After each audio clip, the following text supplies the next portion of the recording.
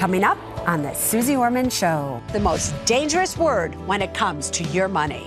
Also, it just really makes me nervous to know that I have that much hanging over my head. I look at this and I start to scream. I go, why does she care about her student loan debt when she doesn't care about any other money that she has? And you ask me, can I afford it? I want to buy 5 tickets to the San Francisco Dream House raffle. It's a chance to win a house in San Francisco worth $4 million. If you win this house for $4 million, how are you going to afford the property taxes on it, which will be $80,000 a year? You do know that, don't you?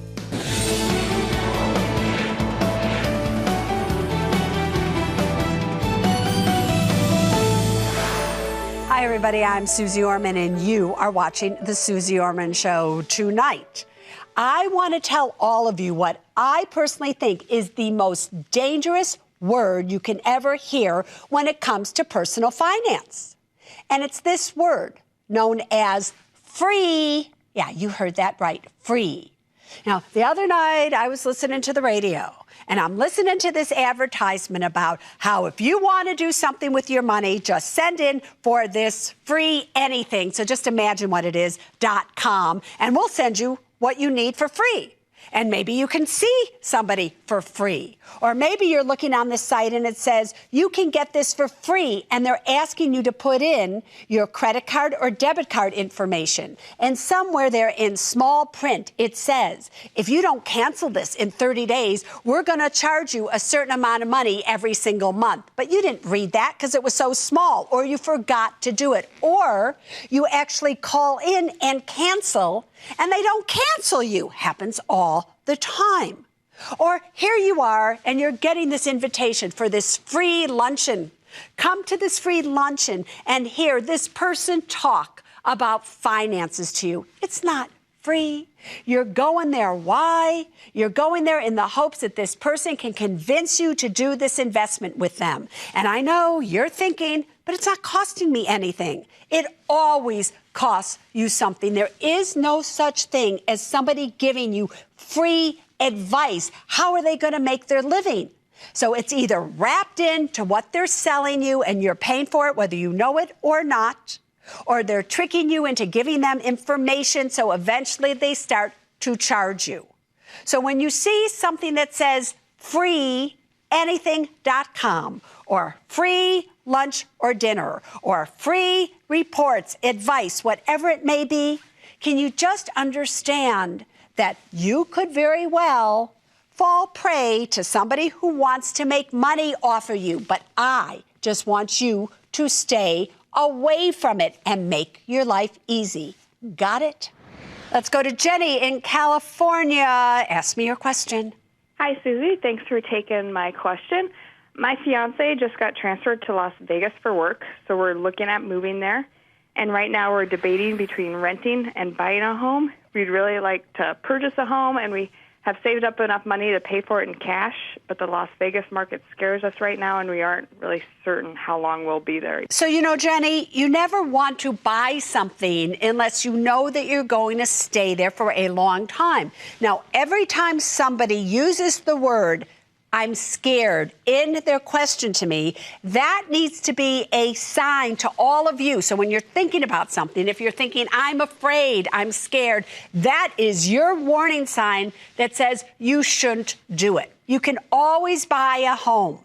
Once you've purchased it, now it may be too late. So do me a favor, move there, rent for a while. I'm sure there are some fabulous deals that you can find renting there. See if you like it, see if you don't, see what happens. Wait till you get married, then you'll know what to do. But for now, I wouldn't be buying. Let's go to Indiana. Lisa, you are on the Suze Orman Show. Hi, Susie. Thanks for taking my call. I'm calling about my grandfather. He's in his 80s, and about a year and a half ago, he met a waitress at a restaurant and hired her as his caregiver. Mm-hmm. Since then, in addition to the salary he pays her for that, he's purchased her a home. I believe he's furnished the home and bought her jewelry, paid off her car loan. And recently, I think he's made her the beneficiary of his life insurance. And I'm a little worried that there's going to be no money left to take care of him when he really needs it the most if his health declines. And he barely communicates with us. And when we do try to get information from him, he shuts down, and that's that. So we're all worried about him, and we're not sure what we can do. And when you speak to him, do you do it as a family or do you do it as individuals going to him? Well, it's been kind of both ways.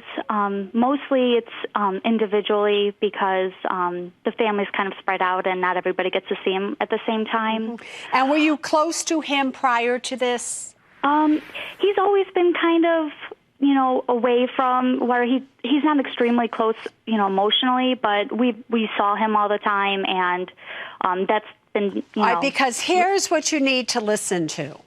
In the same way that you're looking at him, that he may lose all of his money and it won't be there to take care of him when he when he gets ill, he may be looking at all of you, just saying, not just go here with me for a second, as all they want from me is my money. They don't care about me. They don't visit me that much. When they come, we really don't have that connection. So I'm not saying that he feels that way, but is it possible that he might? I think he does. He does. All right. He feels like everybody's like a moocher, which is not the case at all. It's but he just feels that way. And here's the problem. It doesn't matter if it is true or it is not true. If he thinks that, it is true because it's true to him. So now he's met somebody that he feels very close to, that he really feels cares about him, and he's giving his money away to this person. I have to tell you, I understand that because my own mother, who died a year ago, was 97. She got closer to her aide. And it's not easy for me to say this, but it's true. She got closer to her aide than she had ever been to any of her children. She told her aide things that she never in a million years would have told us. And if she had had any money, I have no doubt she would have given it to her. So can you do anything about it? I don't think you can. Can you go and have a talk with your grandpa and say, if something happens to you, are you sure there's enough money? You could, but I don't think he's going to listen to you anyway. So this is a situation where I just think you're going to have to observe it, be kind to him, be loving to him, and just deal with it when it happens because he's not going to change what he's doing. Going to California, Brianna, what can I do for you? Hi. I'm really concerned for my mom's future. I recently opened the door to a process server who wanted to give her papers, and they gave them to me instead. And I looked down at them, and I saw that she's being sued by a bank. And I also know that she owes money all over the place in other areas. And yeah, it's really stressing me out, and I'm not sure how to make that stress go away. And has your mother indicated to you on any level, Brianna, that she's in financial trouble? Do you see her wanting to talk to you, or is she keeping this all into herself? Well, once she mentioned that when we grow up, she hopes that me and my siblings will help her out. Uh-huh. And how old is your mother? She's in her late 50s. Late 50s. And is she all by herself? Did your father divorce her? Did he die? What's the scoop? She's a single mom of 4, and my father's out of the picture. All right. And has she always been a single mom, like for years and years now? This isn't something new, is it? No, it's not new at all. All right. And do you own a home? Do you live in an apartment? Do you all still live with her, or does she live on her own? We're renting. Uh-huh. Yeah, my siblings don't live here, only my brother. Uh-huh. And what is exactly the question? I'm wondering, I'm losing sleep over it. I'm really stressed, and I'm wondering if it's normal for me to feel this stress and what I should do about it. Yeah, it's normal to feel this stress because why? She's your mother, and you love your mother, and she doesn't have anybody to turn to for help, and you're in a situation probably where you're not making much money, so you can't help her. And that's really hard. It's hard for a mother not to help a daughter, and it's hard for a daughter or son, doesn't matter, to not help a parent. So I would sit down and I would get all the kids and I would sit down and I'd go to her and I'd go, Mom, I open this, I see you're being sued. I see all these things that are happening. Let's talk about it. Let's see, how much do you owe? What do you have? If you don't have any money, maybe we need to claim bankruptcy, Mom. There's something that you can do. But what you might really want to do, my dear Brianna, is have her call in to the Suze Orman Show and see how I can help her. Peter and Megan, what were you thinking? That for the past 3 months, you didn't even try to get unemployment, Peter. And later, when wanting something, ask me, can I afford it? Susie, I want to get a custom paint job on my Harley-Davidson motorcycle. It looks okay, but I really want it to turn heads. If you were driving down the road on that Harley, you would turn my head.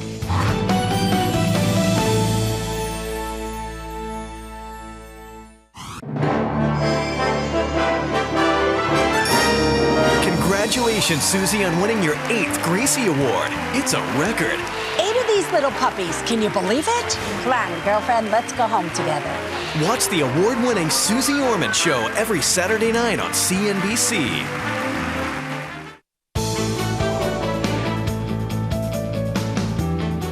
Welcome back, everybody. I'm talking money and marriage stress tonight with my one-on-one couple.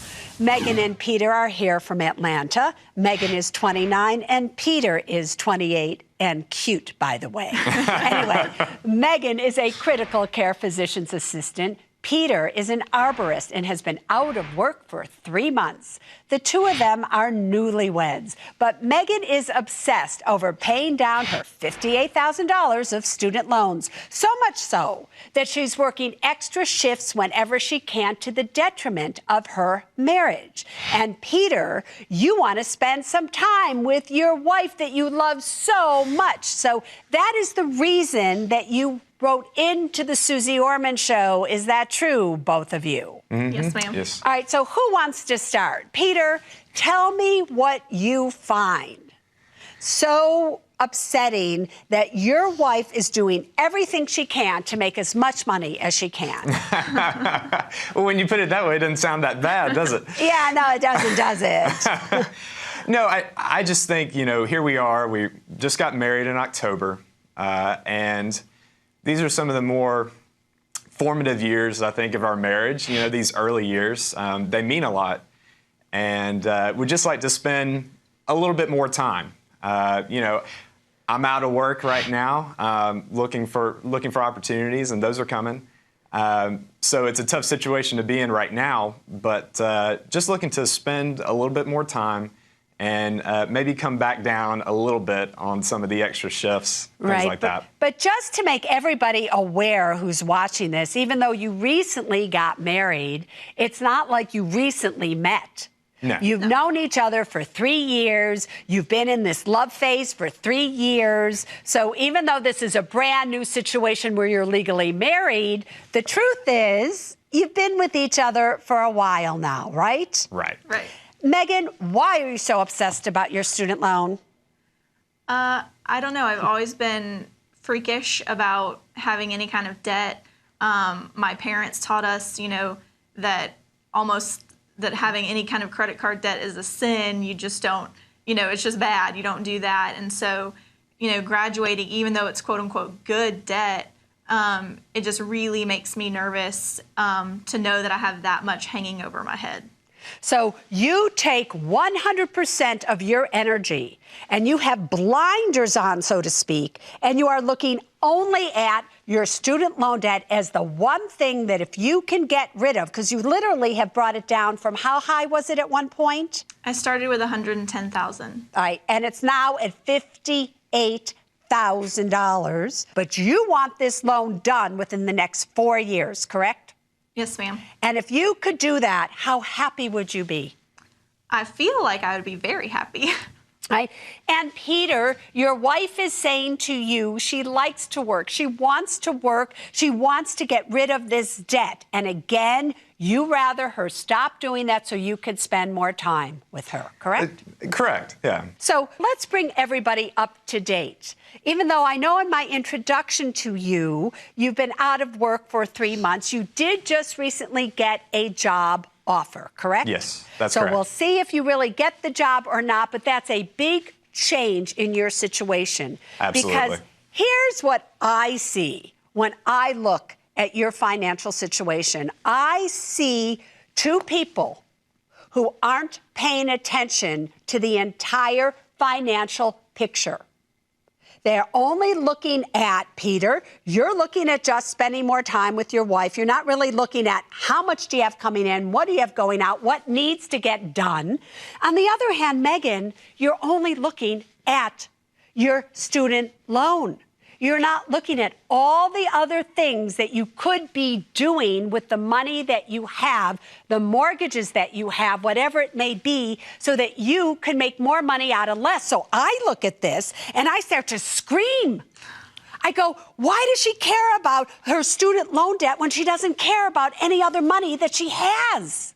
Like, what's that about? Let me give you a list of all the things that you are doing wrong while you are paying down your student loan debt. Peter and Megan, what were you thinking that for the past 3 months you didn't even try to get unemployment, Peter?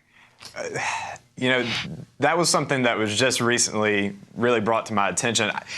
I don't know why I viewed it this way or what made me think this, but I always viewed unemployment as sort of an entitlement. So it was my own ignorance, really, that just led us to... There was a part of me, too, that felt like because of our combined income, even without me working, we would not be eligible, or I would not be eligible to even apply for that. So it was just a lack of information. And are you telling me, Megan, that you didn't know that he qualified for unemployment as well? I mean, I guess we didn't even think about it. We were paying the bills with what I brought home. That's what I'm talking about. That's what I'm talking about. You gave up possibly $2,000 or whatever it may have been in unemployment, which would have helped you with certain things simply because you're paying the bills and you're working to get rid of the student loan debt. But that's just one thing. I get that you're making money, you're bringing in money, but take a look. You're bringing in $5,000 a month after taxes. Your expenses are $6,300 a month, Peter. Even with your wife working overtime, you're still about $1,200 a month short of the money that you need to pay the bill. So this isn't a situation where I need you, honey, I miss you. This is a situation of, yeah, you've got to work and you've got to make money. Right. Now, besides the fact that you need to make money, here's what's also so sad. Megan, you have a life insurance policy on yourself, but the beneficiary of the life insurance policy is your sister. Peter, you don't have a job. Your wife is bringing in the money. She dies, her sister gets the money. Like, what are you two thinking? Oh, again, you're not thinking because you're so busy worrying about spending more time with her, and you're so interested, Megan, about paying down your student loan. Next, why haven't you refinanced your home? Even though you may only be there 3, 4, 5 more years, you're paying such a high interest rate that if you simply had refinanced to a 2.8% interest rate or 3, that would have freed up probably extra money. And who knows, in the end, you might decide you're just going to stay there anyway. Also, whose name is this house in? Mine. You do not have a will. You do not have a living revocable trust. So, Peter, listen to me on this one. Megan dies. Now, you're still living in this house. The house goes to you through intestate succession. You're going to have to pay probate fees on that house to get the house that you're both living in, simply because you haven't done a living revocable trust or put the house in both of your names. Okay. Megan, you are fully contributing to a 401k plan every month. What are you thinking? Your plan doesn't even match. So you would be far better off taking that money and doing Roth IRAs for both you and Peter. And if you then want to put some money away in there, okay, but you have debt. That's extra money that could be going to get you out of your student loan debt and everything else. You don't have an amount of an emergency fund. You only have $19,000 in an emergency fund. You need $48,000. And the list can go on and on and on. So these are all things that you are wasting money and you aren't doing what you're supposed to be doing. Yet you're concentrating on your student loan. No. I'm now your mother. I'm now somebody who's going to say to you, yeah, credit card debt is bad debt. But you're doing great, the two of you. You just need to readjust all of these things that you brought in from your past and just continue to pay your student loan like you were paying it, Megan. Not with the $800 extra. Save that money. Put it in retirement. Have things so that you can refinance and do things or buy a bigger house when you're ready to have kids. Get everything in place, your insurance policies, everything, so that if, God forbid, something happens, you're okay. And Peter, don't worry about spending more time with your wife. Worry about making sure that your life, your money, all of it is going in such a way that could support and hold the two of you forever, no matter what happens. That should be your goal. She loves you. You don't have to worry about it, Peter, okay? Okay. So here's the thing. I can't wait to hear what happens to you with your job. So if you get it and everything, and then keep us informed, let's do an update and see how you both can make more out of less money, okay? Okay. Hi, Susie. Just wanted to give you a quick update. Megan and I are slowly but surely building up our emergency fund. I have started my new job and loving it so far. And we're actually looking into Roth IRAs as well. So just wanted to send you this video and let you know what was going on. Thanks a lot for your help. Up next, you can't afford to miss. Can I afford it? I really want to buy a top-of-the-line hot tub with all the fixings. My take-home pay is $3,385 a month. Great, so you're going to work for 3 months for you to have this hot tub. Go on. Well, yeah. Also, I want to go to the Electric Daisy Carnival in Las Vegas. It's like the Woodstock of our generation. I'm from the Woodstock generation. I'm here to tell you they didn't have their clothes on. Do they have their clothes on in this? It's definitely not required. I knew it.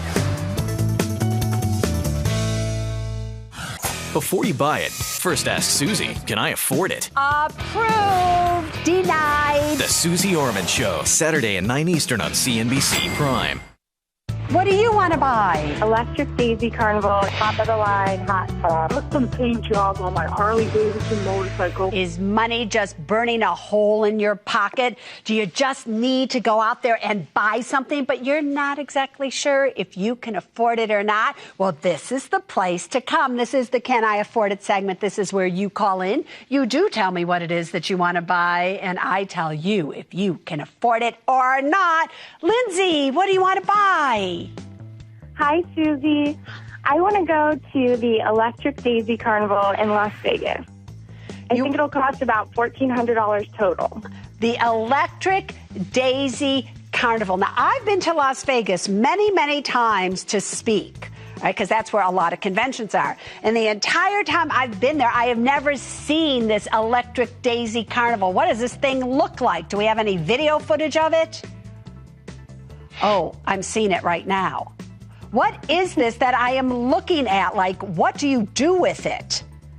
So the Electric Daisy Carnival is a huge dance festival. They have the best DJs from all over the world, and you just come and have fun. It's like the Woodstock of our generation. All right, and I saw that they didn't have much clothes on in those pictures. Is that part of it? Like, do they dance naked at these things? You said Woodstock. I'm from the Woodstock generation. I'm here to tell you they didn't have their clothes on. Do they have their clothes on in this?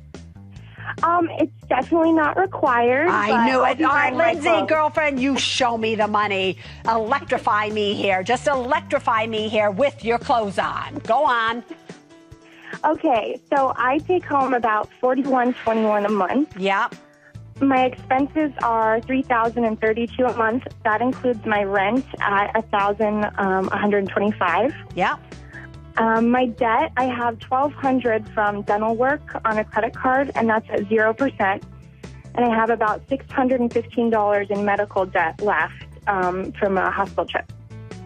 In savings, I have $300 in liquid because I just started saving, and $14,000 in retirement. Can you just let me know how you think you're going to pay for this? So I want to use my tax return. And how much are you getting in your tax return? A little over $2,000. And don't you think that $2,000 for your tax return, my little 23-year-old, would be far better off paying off your $1,200 of credit card debt or your $630 of medical debt, or putting it in with your $300 of an emergency fund so that you can at least have something, given that you need $24,000 of an emergency fund? Denied. What? Joanne, what do you want to buy? Hi, Susie. I really want to buy a top-of-the-line hot tub with all the fixings. Why do you need a top-of-the-line? I have a hot tub. It was like $2,500. Why do you need a $10,000 hot tub?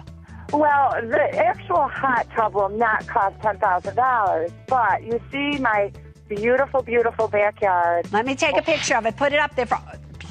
stunning. See? Why do you need a hot tub there at all? Well, I have a gorgeous view. It overlooks the river, and I really want the hot tub with the decking.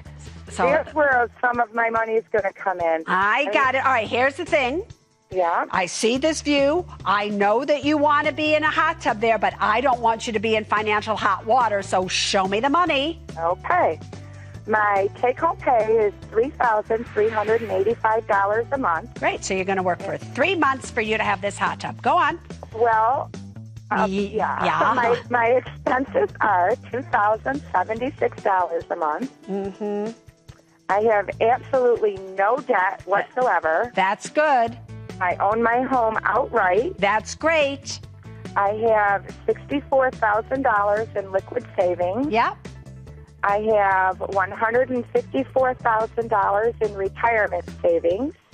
Yeah. And I'm still working towards my own pension, which will give me about $1,000 a month when I retire. When you retire, but that's years from now. How are you going to pay for this?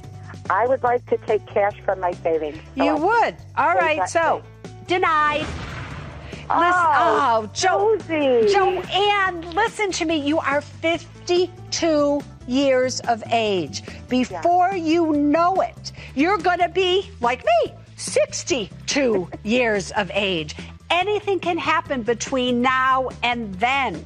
So you need money in an emergency fund. You need more in retirement. As you get older, it actually costs you more when you have to pay for health insurance and all these things. Girlfriend, listen to me. Don't get into hot trouble. Don't get this hot tub. Just take a beautiful chair, 2 chairs, a little table, so you can have a little glass of wine and drink it and enjoy the view. Paul, what do you want to buy?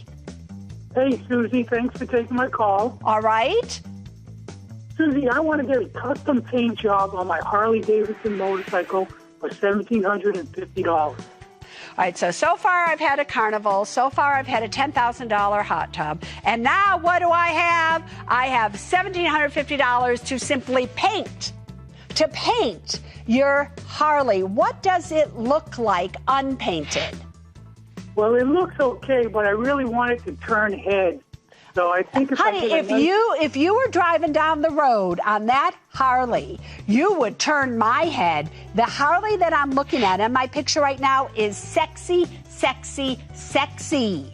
If you drove down the road with how it's pictured now of how you want to paint it, I'd sit there and I'd look at this and I'd go, oh, here's a boy, here's a man who's turning 50 who needs a boy toy. But that's not what this is about. Show me the money. Okay, Susie, me and my wife, we're both retired from the Air Force, and our monthly take-home pay is $8,210, which includes income from rental property. Yep. Our expenses are $4,284. Great, yes. We own our home outright, but we have two loans, a car loan for $12,500 and an RV loan for $45,000. Mm-hmm. In our savings, we have $46,000 liquid, $5,000 in investment, and $109,000 in retirement. So you have... Girlfriend, let me get your approval. All right.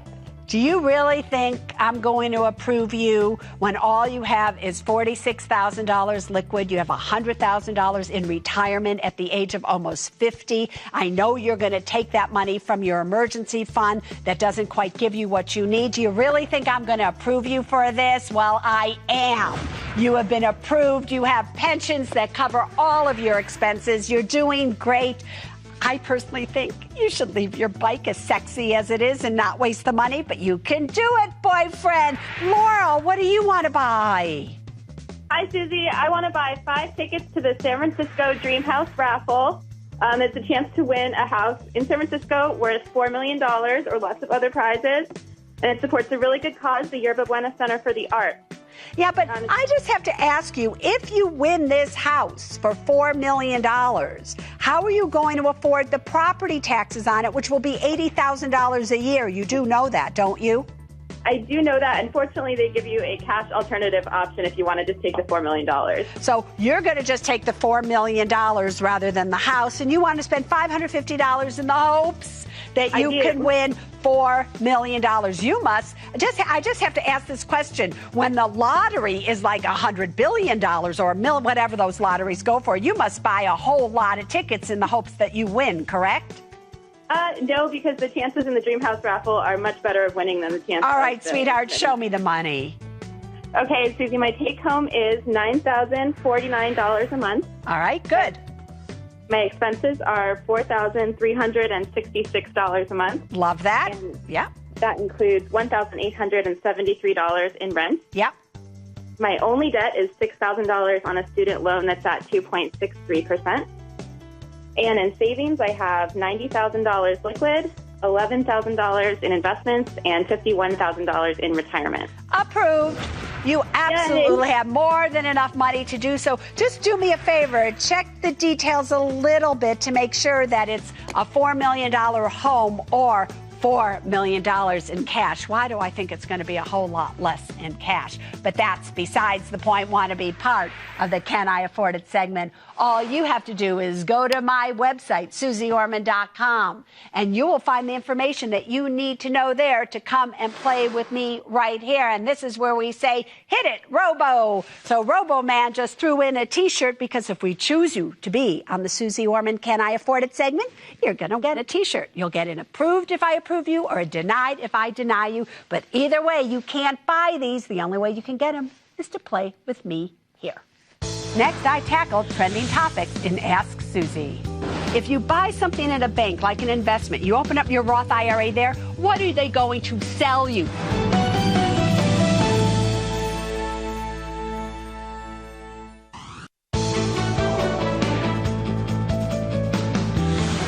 Welcome back, everybody. Here we are in the control room at CNBC headquarters. Now, listen to me.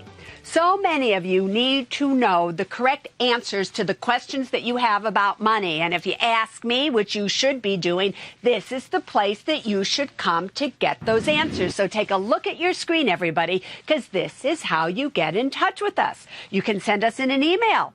You can join me on Facebook. Or if you want to send in a question that possibly we answer on the air here, right in the control room, send in a tweet, put hashtag Ask Susie, and if we choose it, the question will be on the air. Let's see what's trending right now.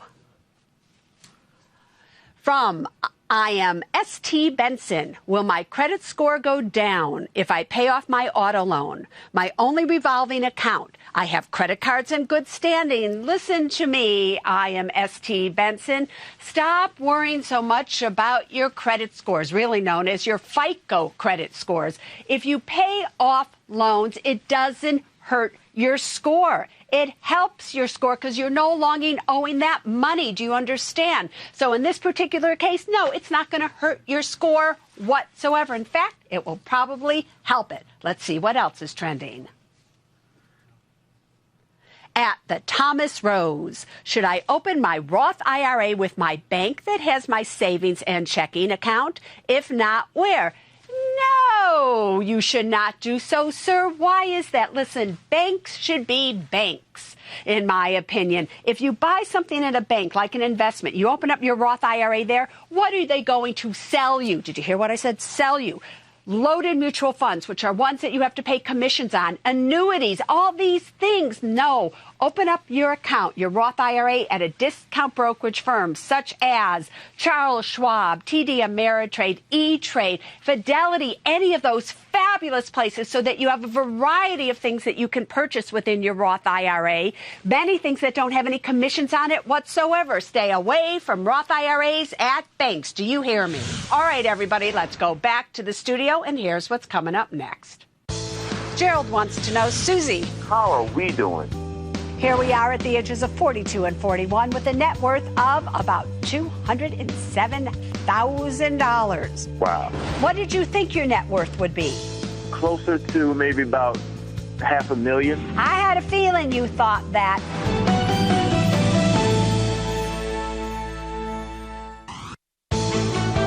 Welcome back to the Suze Orman Show. Hey, Susie.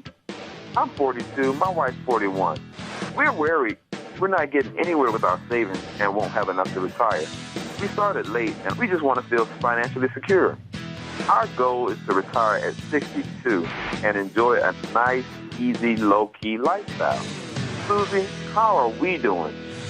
Gerald, look at you in those little sexy hats that you and your wife had on. How are you? Hey, Susie, it's nice to speak to you. Thank you, sir. So you want to retire 20 years from now, and you want to keep doing what you're doing. And if you did, do you think you are going to be able to retire or not? What grade would you give yourself? That's the idea, Susie, and I'm thinking that because of, well, I will definitely give myself a passing grade, but not where I would want to be. So I would say about a C minus. A C minus. You got it, sweetheart. Let's show everybody the money, and then I will tell you what I think. All right, everybody. Jacqueline and Gerald, obviously 42 and 41, are married. They have currently about $160,000 in retirement, about $10,000 in an emergency fund. $408,000 is their current home value. They owe mortgage on it, however, of $348,000. And they do have consumer debt of about $22,000. When you put it all together, here we are at the ages of 42 and 41 with a net worth of about $207,000. Wow. Gerald, does that surprise you? It does. What did you think your net worth would be? Well, I would thought closer to maybe about $500,000. I had a feeling you thought that, but that's why it's so good to come on the Suze Orman Show, because you really get to stand in your truth and not fool yourself and end up in real hot water 20 years from now. But let's continue on here. Let's look at your income versus your expenses. You have after-tax income of about $6,700 a month, but your expenses are $500 a month, leaving you only $200 a month in excess. So if I were to look at all of these things, does anything there surprise you, by the way? That seems like an awful lot. Awful lot. There we go again. So the reason that you're not getting anywhere is you think you are doing better than you are doing. Obviously, to come on and do this segment, you have to account for every penny you spend. We have to look at all of your finances, and that's what gets you to stand in the truth. Do you see? Yes. So if I were going to give you a grade, my dear Gerald, what grade would I give you? Uh-oh. That's right. You got that one right. I would give you an F. Oh, you're okay with that? I know. Wow. A little choked up here. All right, but there's hope. I never give you an F without showing you your way to an A. Suze Orman wouldn't do that to you. So, okay. But why did I give you an F? Very simple. You don't have a will. You don't have a trust. And if you continue to do everything the way that you're doing it, your monthly goal needs to be about $7,000 a month. In 20 years, we're just assuming that things kind of stay the same. And so, therefore, because you're going to be responsible for your own health insurance and everything, we've had to increase it from what you're currently spending per month right now. Your retirement account, along with your pension and everything after taxes, is only going to yield to you about $4,500 a month when it's all said and done. So we are $2,500 a month currently of you being able to meet your goal 20 years from now. Wow. But yeah, here is your way to an A, however, boyfriend. Okay. You are going to work till you are 67 or 70. You're just going to have to get used to that fact. You're going to get a will and a trust. You are going to refinance your rental for $100,000 because I need to go from an adjustable rate mortgage that you're currently in with your rental to a fixed rate mortgage, and I need to get rid of your 2 home equity lines of credit. And you're going to roll all of those into one 20-year fixed rate mortgage on your rental.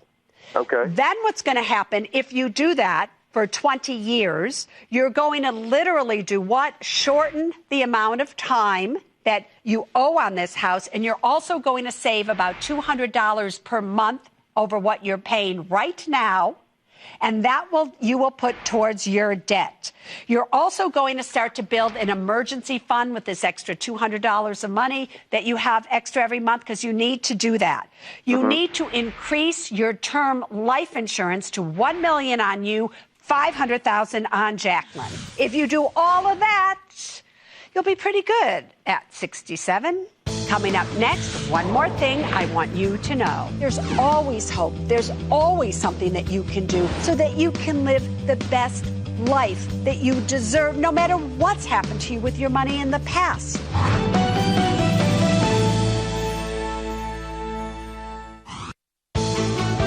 Welcome back to the Suze Orman Show. All right, that's almost a wrap here for us on the Suze Orman Show. But before we go, there's still one more thing I want you to know. Earlier in tonight's show, we had a woman who called in. Her name was Brianna.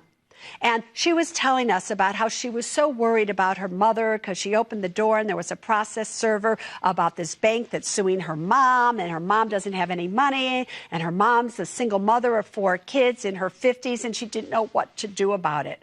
And I told her, why don't you bring her here to the Suze Orman Show? I want you to think about this. There are very few places for you to go, financial advisors for you to see, that want to deal with you if you don't have any money. If you walk into somebody, you're there in this fancy office at this major firm, and you tell them you have $50,000 of credit card debt, what can they do for you? They're there to service people who have money so they can make investments for them and so on and so forth. Now, I obviously love giving advice for those of you who have money, even if it's a little money, to tell you what to do with it to make sure that it's working for you. But I equally love that when you don't have any money, you are financially destitute, that you come right here to me. Because there's always hope. There's always something that you can do. And I'm going to give you the best advice possible so that you can live the best life that you deserve, no matter what's happened to you with your money in the past. So can you just keep coming right here to me on the Suze Orman Show, not just now, but as long as we're here, so I can make sure that all of you are okay regardless of your financial situation. Now you know. But until next week, there's really only one thing that I want you to remember when it comes to your money, and it is this: people first, then money, then things. Now you stay safe. Bye-bye.